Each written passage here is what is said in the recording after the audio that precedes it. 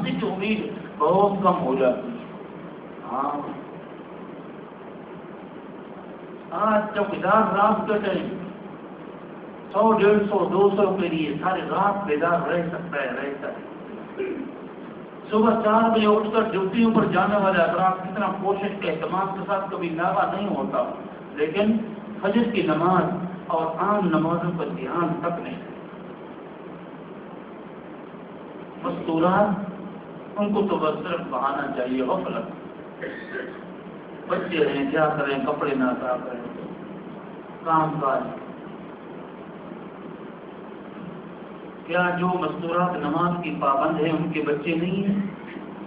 صرف وہی مستورات نماز پڑھتی ہیں جن کے بچے تو وہ نہیں ہیں، اور جن کے بچوں والی ہیں وہ کوئی نماز نہیں پڑھتی۔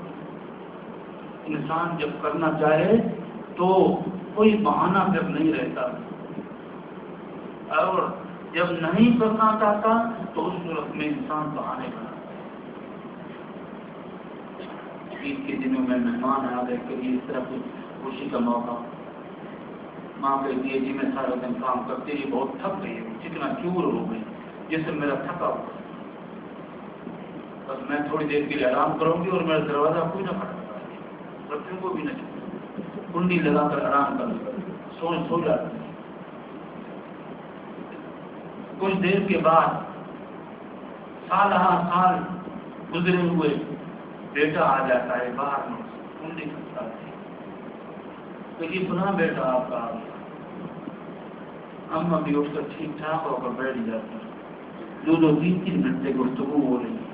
اب ان سے کہتا ہوں آپ کی نیند اڑ گئی، ابھی تو آپ بہت چکنا چور ہو رہا تھا آپ کا۔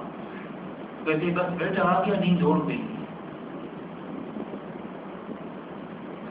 آج مسلمان نماز سے دور ہے گئی، نماز سے۔ ایک وقت تھا کہ مسلمان جو ہے تہجد کے قضا ہونے پر روتا تھا،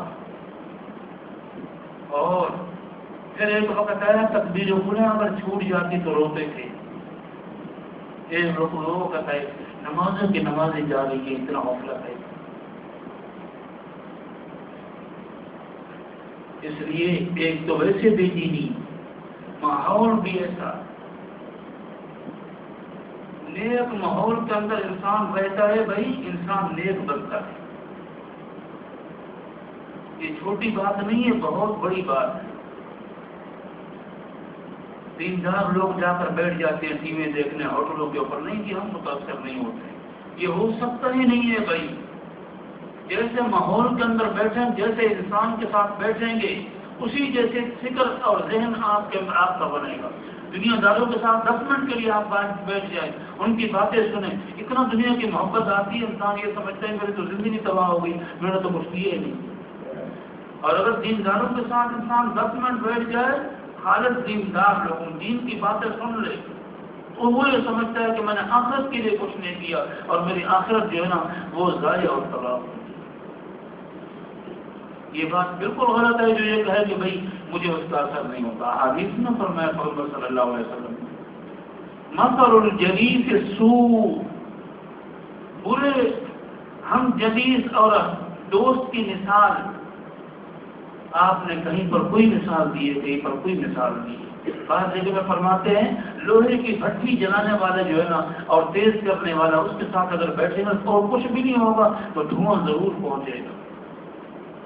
اور اچھے کے لیے بعض بات آپ نے مثال دی عطر فروش کی، کہ اس کے ساتھ جب بیٹھیں گے تو ضرور بضرور خوشبو اس سے آئے۔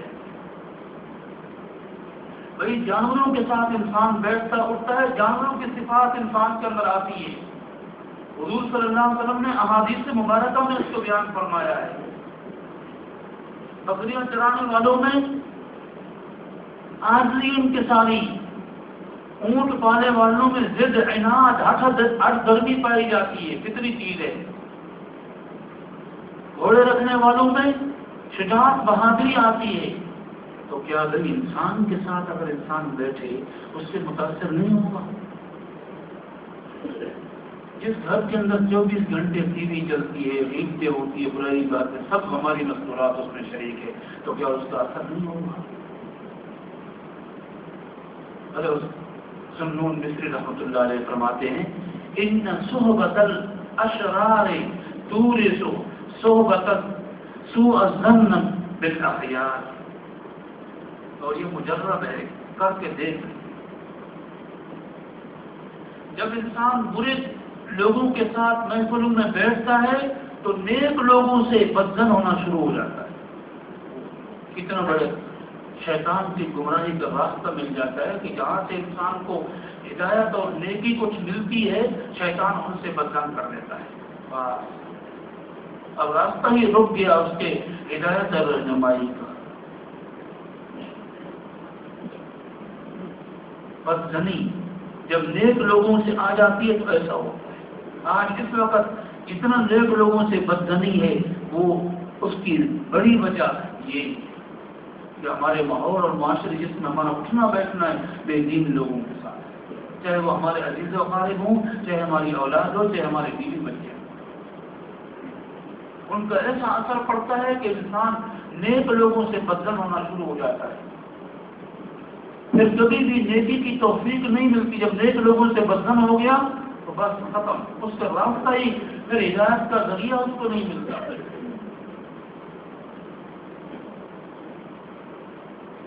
ایک بزرگ کا واقعہ لکھا ہے. 70 سال کی عمر میں ایک دن میں 70 طواف کیا کرتے تھے. ایک طواف میں 7 چکر ہیں بھائی. 490 چکر تو بیت اللہ کے طواف کے ہو گئے. اور ہر طواف کے بعد 2 رکعت نفل واجب طواف کے 140 رکعت کی ہو گئی. کتنی عمر ہے؟ 70 سال. ہمت نیک اعمال سے قوت ارادی مضبوط ہوتی ہے بھائی. ہاں، انسان میں کچھ نہیں ہے بھائی، ہمت ہے. ہمت بس ارادہ قوی بنا لے انسان تو کوئی وجہ نہیں ہے کہ انسان نیکی میں سستی یا گناہوں سے نہ بچ سکے. اللہ تعالیٰ سے مانگے، رزق حلال کا اہتمام کرے. قوت ارادی نیک اعمال سے جو ہے نا پائی جاتی ہے. ایک بزرگ لکھتے ہیں کہ اگر جسم کی حفاظت چاہتے ہو تو قرآن مجید کی تلاوت کثرت سے کرو. تاریخ گواہ ہے، جن بزرگوں نے قرآن مجید کی تلاوت کثرت سے زندگی میں کرتے رہے، ان کی عمریں بھی لمبی ہوئی اور ان کے جسم اور صحت بھی تندرست رہی.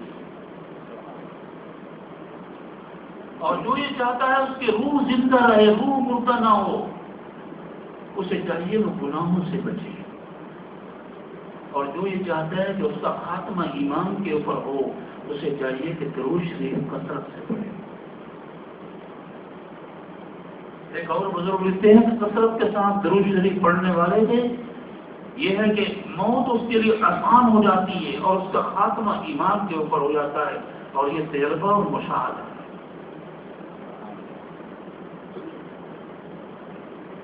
ایک حضرت تھے، بزرگ اللہ والے تھے، وہ ایسے مستجاب الدعوات تھے. ان کی دعا اللہ تعالیٰ جس آدمی کے لیے دعا کرتے، اگر کوئی آدمی کسی کے لیے دعا کرتے کہ ان کو حضور صلی اللہ علیہ وسلم کی زیارت ہو جائے تو 3 دن کے اندر اندر اللہ تعالیٰ اپنے محبوب کی زیارت کرائے. فرماتے ہیں کہ جو آدمی کثرت کے ساتھ اللہ تعالیٰ کا ذکر کرے، سبحان اللہ، الحمدللہ، درود شریف، استغفار، یہ سارے ذکر اذکار ہیں، تو مستجاب الدعوات تھے. فرماتے تھے کہ جو آدمی کثرت کے ساتھ ذکر کرنے والا ہو، اس کے اوپر موت آسانی کے ساتھ گزرتی ہے. اس سے موت کی تکلیف سے وہ بچ جاتا ہے.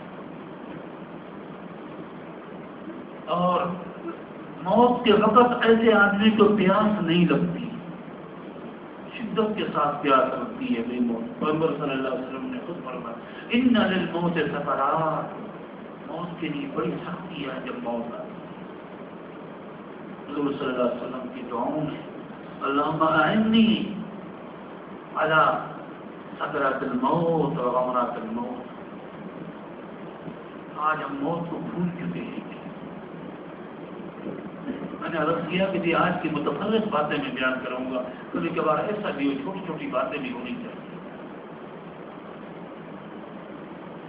ہم سب کو یہ دعا یاد کرنی چاہیے، اللہم اعنی علی غمرات الموت و سکرات الموت، اے اللہ موت کی سختیوں سے اور موت کی تکلیف اور یہ ہے کہ بے ہوشیوں سے میں آپ کی مدد چاہتا ہوں، آپ کی مدد کرتا ہوں، میری مدد اور نصرت کرو۔ کون فرما رہے؟ حضور صلی اللہ علیہ وسلم نے آج اس دن کو یاد رکھے۔ اس میں شارحین اس واقعہ لکھتے ہیں کہ حضور صلی اللہ علیہ وسلم نے ارشاد فرمایا بني الاسلام على خمس شهادة ان لا اله الا الله واقام الصلاة وايتاء الزكاة وصوم رمضان والحج کہ اللہ رب العزت نے اسلام کے ستون پہ گویا کہ وہ 5 ارکان جو ہے فرمائے ہیں، شہادت اللہ الہ الا اللہ وان محمد رسول اللہ وان محمد عبدہ ورسولہ، اور دوسری نماز اور روزہ اور زکوٰۃ اور حج۔ علماء فرماتے ہیں کہ اللہ رب العزت نے ان 5 ارکان کو تشبیہ اور مثال کے مثال دی ہے ایک خیمے کے ساتھ۔ خیمہ 4 کھوٹیوں اور اپنے قلعوں اور 4 کناروں بڑی بڑی کیلوں کے اوپر کھڑا ہوتا ہے، مرکزی ستون اس کا درمیان میں ہوتا ہے شہادت اللہ الہ الا اللہ وان محمد، یہ مرکز، یہ ایمان ہے انسان کا۔ اگر یہ نہیں ہے تو باقی ستون بیکار ہے، خیمہ کھڑا نہیں ہو سکتا۔ اگر یہ چیز ایمان مضبوط ہے اور باقی چاروں کناروں میں تھوڑا بہت اگر کمزوری ہے تو تب بھی یہ ہے کہ ایسا خیمہ کھڑا ہو سکتا ہے۔ حضرت حسن بصری رحمۃ اللہ علیہ خیر التابعین میں سے، جلیل القدر تابعین، بہت بڑے، جسے کہتے ہیں کہ عالم، ولی، فقیہ اور محدث، حضرات سلسلہ چشتیہ جو ہے نا حسن بصری رحمۃ اللہ علیہ سے حضرت علی رضی اللہ تعالیٰ عنہ حضور صلی اللہ علیہ وسلم تک ملتا ہے۔ دونوں ایک اور ان کے دور کے شاعر تھے فرزدق، عربی کتابوں میں ان کے کئی سارے حوالے آتے ہیں، اشعار بہت زیادہ ہوتے ہیں۔ ایک مرتبہ حضرت حسن بصری رحمۃ اللہ علیہ اور یہ فرزدق شاعر ایک جنازے میں جمع ہوئے، تو نماز جنازہ ہو چکی، فرزدق حضرت حسن بصری رحمۃ اللہ علیہ سے ملے، تعبیر کا دور تھا بھائی، وہ لوگ جنہوں نے صحابہ کرام کی زیارتیں کی، صحابہ کرام تو اس وقت تشریف لے گئے، کوئی دنیا میں موجود نہیں تھا۔ مسلم شریف کی روایت کے اندر کتاب الفضائل میں ہے آخری صحابی جو روح زمین سے دنیا سے تشریف لے کر گئے سن 102 ہجری میں، حضرت ابو الطفیل عامر بن واصلہ، پورے روئے زمین پر آخری صحابی وہ ہیں جن کا انتقال ہوا 102 ہجری۔ اس کے بعد ان پاک نفوس اور ہستیوں سے روئے زمین محروم رہی۔ اب وہ لوگ موجود ہوئے کہ جنہوں نے حضرات صحابہ کرام کی زیارتیں کی، ان سے ملاقاتیں ہوئی، اسی دور کی بات ہے۔ تو فرزدق شاعر نے حضرت حسن بصری رحمۃ اللہ علیہ سے کہا